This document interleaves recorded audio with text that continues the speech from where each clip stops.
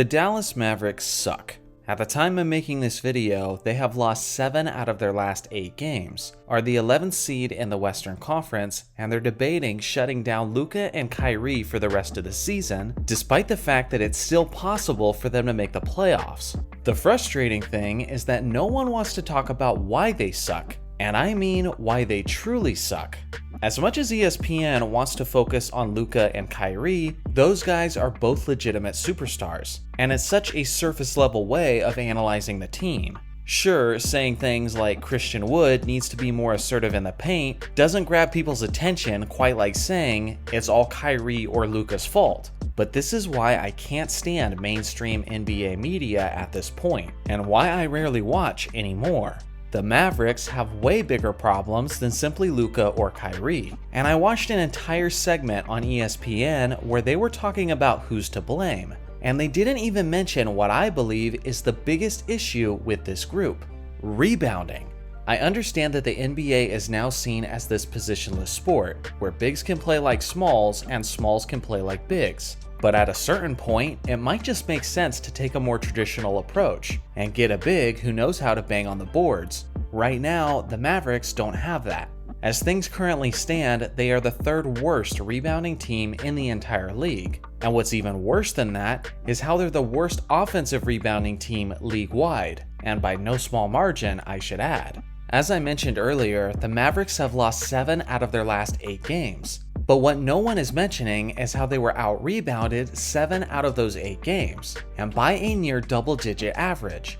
The Mavericks have lost 13 games this year by only a 1-possession deficit. With just a few more rebounds and a few more second-chance opportunities per game, a lot of those games would have instead been victories for Dallas.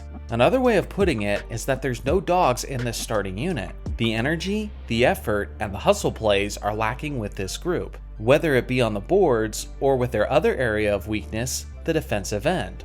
The Mavericks are worse than league average when it comes to their defense, as they desperately need some rim protection to go along with some rebounding. The thing that's most frustrating about the media is that defense and rim protection have never been within Kyrie or Luka's skill set. Yet now, they want to act like this new losing streak is suddenly on them. Basketball is a complex and intricate sport. You can't be an NBA champion by simply acquiring talent and just assuming it's all going to blend together. This is why, in my opinion, more of the blame needs to be on Mark Cuban and Nico Harrison, the ones responsible for building this team.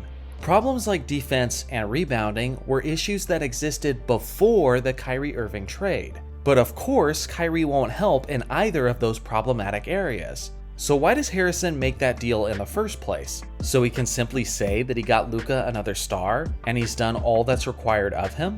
That's ridiculous. At the end of the day, the personnel still needs to be able to function as a team. It reminds me of the Lakers situation when they added Russell Westbrook. Per usual, Westbrook was getting all of the blame for the Lakers' early season failures. But it's not like he did anything that wasn't expected. We knew before the trade that he was a terrible perimeter shooter. He's prone to turn the ball over, and he's extremely ball dominant. So why did Rob Pelinka add him to a LeBron James-led team where Westbrook couldn't dominate the ball and had to operate as an off-ball perimeter player, when we all know he's an awful spot-up shooter?